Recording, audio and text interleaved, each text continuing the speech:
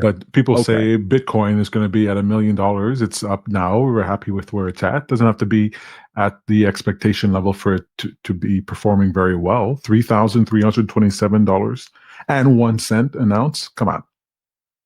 There have been, one of these days, I think Mike will talk more about these, but he's shown me stocks that have gone up 3, 4, 500% in like 3 months. How are you supposed to find those?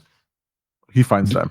Mike finds these stocks. Do the research like Mike does. Well, you ask Peter Schiff, hey buddy, which mining stocks should I buy? What do you think he tells you? You think he tells you the mining stocks he buys?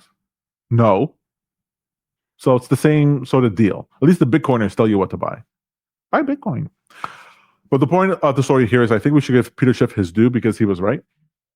Gold is up. So let's see what he has to say. Personal investment account is in gold and gold miners.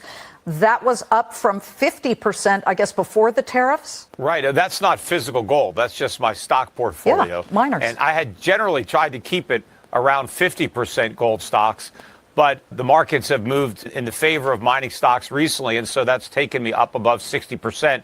But I'm not paring back any of these positions because I believe we're about to see a spectacular rise in gold stocks. The reason for that is that when gold hit 2,000 early last year, nobody even believed that it was going to go any higher. And you had a lot of firms downgrading the gold mining stocks because they thought gold had peaked.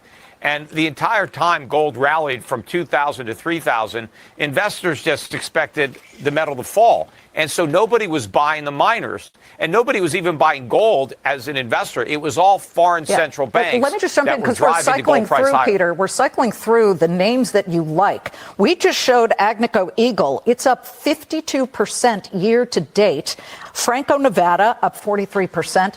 So gold certainly a big picture here. AEM on a price to cash flow basis, it's the cheapest it's ever been.